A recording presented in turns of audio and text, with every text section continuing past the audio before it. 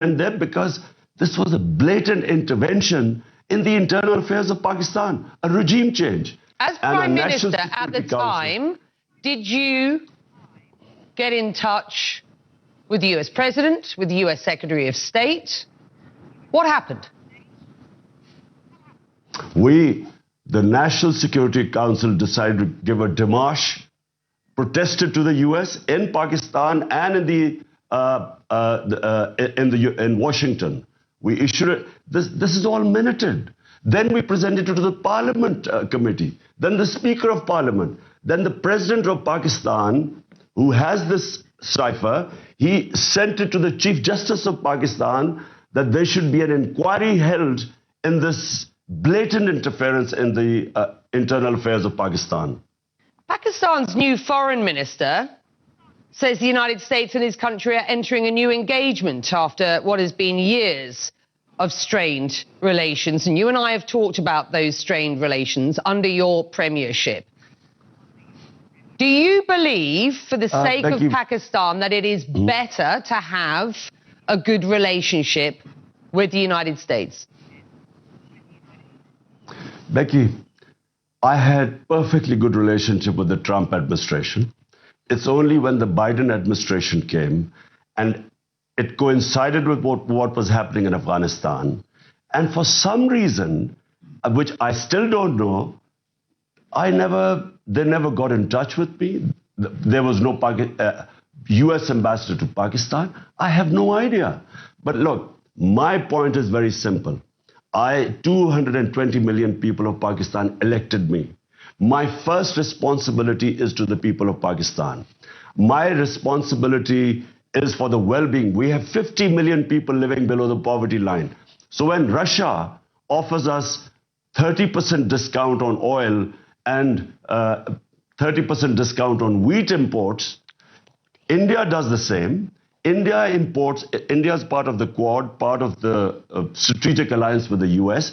India imports oil from the US, but for some reason, this was taken against me, as if I was being anti-US or anti-American.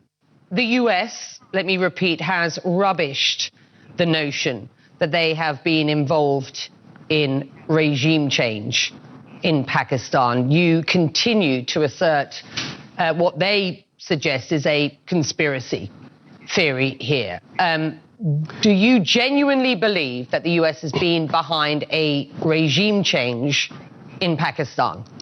Before this happened, before this meeting with Donald Lu and our ambassador, the US embassy was calling members of my party who were some of the backbenchers who were not happy. They were having meetings with the US embassy. What were they meeting them? And they were the first ones who then jumped ship.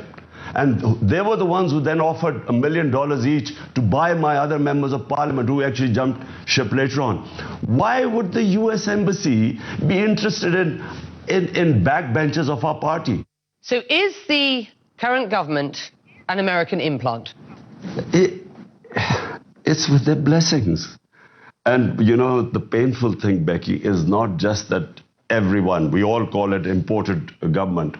But the worst thing is, they're a bunch of criminals. For 30 years, these guys have been plundering the country. 60% of the cabinet is on bail. You were in Russia meeting President Putin the day he announced the war in Ukraine. The optics didn't and don't look good, do they? They didn't, Becky, but let me explain to you, this visit was planned a long time back. And all the stakeholders in Pakistan were on board. The military wanted hardware from the Russians. We wanted oil. There was a gas pipeline which was being negotiated for the past 6 years before my government came in. So this trip was planned a long time before. How would I know that the day I land in Moscow, President Putin decides to go into Ukraine? I wasn't supposed to know that. Do you regret that trip now? I would regret if we had known about the invasion and then I had gone in, I guess I would have regretted it, because I do not believe in military solutions. I have opposed all all military ways of achieving political ends. So, but I wasn't supposed to know. Imran Khan, will you run again? Will you run again as Prime Minister in the next elections? Whenever the next elections take place, not only will we run, but I can predict right now that this will become the biggest party in Pakistan's history, because people are so incensed and feel insulted that these criminals have been foisted upon us, who have been plundering this country for 30 years. There is anger in Pakistan. And unfortunately, because of all this becoming public, the cipher, Donald Rule's comments, who should be sacked for bad manners, there's anti-Americanism. Because you know that in so many regime changes, whether US, like in Iran, Prime Minister Mossadegh, like in South American countries, when unpopular governments are foisted on a people, the resentment then goes to against the US. And unfortunately, yes, there is anti-Americanism right now.